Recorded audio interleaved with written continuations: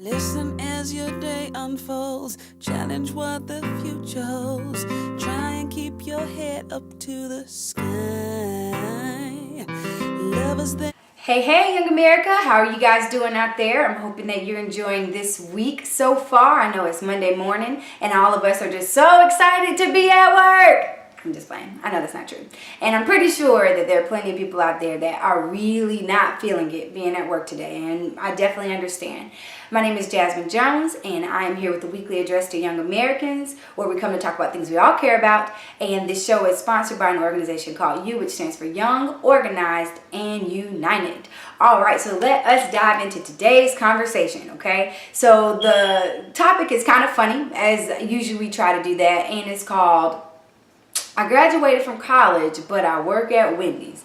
And we all know across the board, this is so true, that many of us, after we graduated from college or grad school, ended up in jobs that we would have never guessed, and there's nothing wrong with them. And that's what today is about. But it definitely is something that we've all had to cope with and deal with as a generation. So what I want to talk about more so today is it's not about where you are, it's about where you're going. And I want to begin to shape our minds around things that we could do in our current situation right now that can help us begin to work towards where we're really trying to go if we're not in the space that we want to be in right now, okay? So I want to kind of set context for this, as we like to do in this show, and that is that a lot of us, when we graduated from college, we were told that we were going to make a certain amount of money or get a certain kind of job because we are college graduates. But as we all know, a good number of us came out after the recession. And, and even as the economy is growing, we're all landing jobs in places that maybe we're overqualified for. Okay. And what's happening is that we're having to take jobs because life is going. We've got to pay bills. We've got to pay student loans. Right. However, the issue is, and this is something that's generational for a lot of us, is that as a generational issue, is that the cost of living doesn't always equal out to the amount of the money that we're getting at these entry-level jobs that we're hopping into. And that's a real problem. And I know that there are a lot of leaders out there and advocacy groups that are fighting to trying to correct this issue. However, we still have to keep living. So I want to talk about today how we make the best of the situation, whether you're where you want to be or not, and how you keep moving forward and how you keep making yourself ready for that opportunity when the time comes, okay? So I'm going to be asking you 3 questions that I want you to really think about, dive into in your personal time, and start to make those moves so that you can get to that next job or next opportunity when you're ready, okay? So the very first question I have for you is, what is your next step? What is your vision for your next opportunity? And I want to start with the broader question because you do have to identify where you're trying to go, okay? And this is not a 30 years down the line question. No, this is actually like next year. What are you trying to do?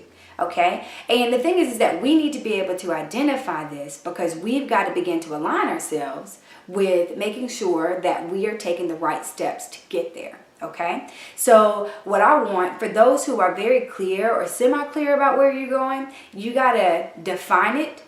You got to name it and you got to define it. Okay. And what I mean by define it, that means research it. Go through, talk to professionals that are in the area. You can always email people through LinkedIn and people will respond back to you. I know it sounds a little weird, but research on the internet. You could go to events. You can learn through a plethora of ways more about where you're trying to go. And the reason why this is important is because you've got to know exactly what it is that you're asking for. Okay. And you got to be real clear about it because I know sometimes we can want things that seem like what we want and then we waste our time when we get there and we find out that it's not even what we thought it was, okay? So that's why research on the front end definitely saves you time on the back end. So whether you're at Wendy's, whether you're at, a job you hate, like you could be at Goldman Sachs and hate that job. You've got to be able to name what your next step is. You got to research it, define it, and you got to be very clear about what it is so you could begin to align yourself towards getting there, okay? So everybody, write it down, go back, and you define what your next step is, okay? All right, so the next question that I have for you is, what skills can you take from your current job that are relevant for your next job? Okay, so this is something that is a little hard to sometimes think about. is one of those questions where it's like, I'm in this space and I'm completely built for something else. And so one of my examples that I want to use for this show is, say, for example, I'm a cashier at Wendy's, right? But I want to be in the fashion industry, right? I want to be with a fashion designing company. Well, how do you begin to shape your brain if I'm a cashier at Wendy's with getting skills that could transfer over to an entry-level job or an internship or mid-level, depending on where you are, at the fashion designing company? Well, how I look at it is, of course, pull up job descriptions, look at what they're asking for, but there are some general qualities that most jobs look for, no matter where you work. So if you're at Wendy's and I'm a cashier and I'm thinking about going for an assistant job, then there's some things like, customer service, fast-paced environment, adaptability, and more that you get from your current job at Wendy's. You do get that, and you probably have to deal with a plethora of people. You probably have to think on your feet way more than anybody else at an office job, right? But you've got to be able to name it and say, yes, I'm already getting these skills, but then what I want you to do out there is I want you to go a step further. Okay? I want you to look at the job descriptions of your dream job, and I want you to try and find some opportunities in your current job that can help you match that, right? So some of the ways that I'm speaking about this is, if you see something like budgeting or finances or anything, I want you to go to your boss and I want you to ask them for an additional responsibility or to help them with an additional responsibility. All managers want somebody who is willing to help them. So you're never going to be turned away unless you're not doing your regular job. If you ain't doing your regular job, don't ask for more. But if you are and you're ready to step up, then go ahead and ask for some responsibilities that you are ready to take and that match directly to where your next step is. So you're already aligning yourself and putting your efforts and energy towards it.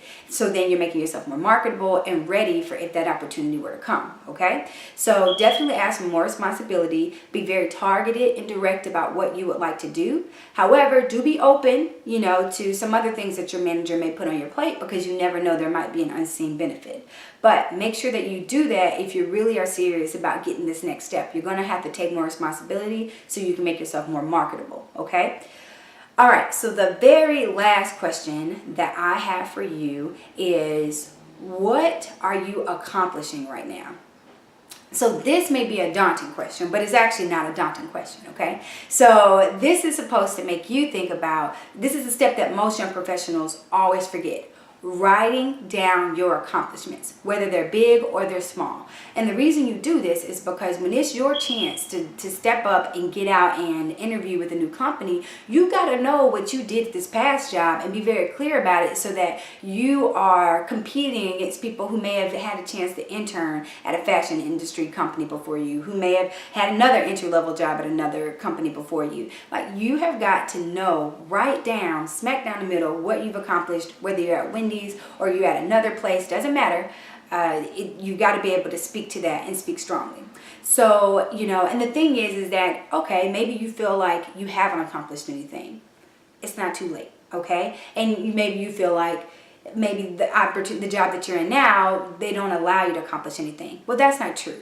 What I want to encourage everybody to do today is be creative. Okay, so I'm going to give you an idea according to this metaphor that I've been using. So the cashier at Wendy's wants to go get a mid-level or entry-level job at a fashion designing company or an internship, okay? Well, what can she do in her current job that could show initiative, that could show that she's talented, all those things?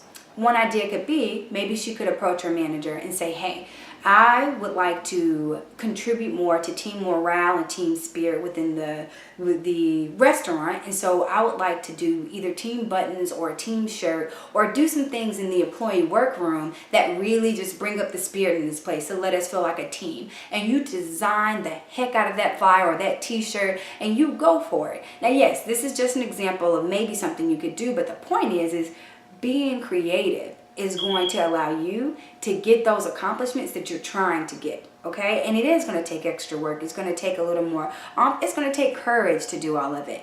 But if you're really serious about that next step, you've defined it, you've researched it, you know what you got to do, you know what skill sets you need, then you need to just go ahead for it, okay? So write down your accomplishments thus far, and if you're feeling like you haven't accomplished anything, go ahead, be creative, suggest some things for yourself to do, okay? So hopefully between the 3 questions that I've asked you today, you're able to see that no matter where you are, you can be heading towards where you're going. No matter. And I need everyone out there to really believe that, okay? And so I'm very hopeful for you, and I'm really praying that everybody gets to move forward and that you get to accomplish the dreams that you have for yourself, and you will, okay? But it's going to take some extra steps. Now, I do want to be very honest with you. If you are in a job that's in the service industry, but yet you want to go into the fashion designing or construction or anything, you are going to have to do some extra supplemental work outside of your job as well, okay? You're going to need to volunteer, or you're going to need to go to events in your industry, okay? And the reason why is because you need to be associating yourself with the people and the language of your industry, so that when you get the opportunity to talk about it, you're knowledgeable. There's no denying that you know exactly what you're talking about. You're just waiting for your opportunity to have it. So you're going to have to take an extra step. When you get off work, you're going to have to research some places where you can go. And I know people are like, well, there's nothing around here. Trust me. There are things around, there are webinars, there are everything, but you've got to take that initiative. So please, please, please, definitely, if you are in a job that you're overqualified for, you're ready for your next position, and you just need the skill sets to really get to the next spot, take it upon yourself and you can do it. Okay, so that's it for today's show, and I'm very excited to announce the next show that should be a series that'll be very fun to talk about, and it's talking about why didn't I learn this in college.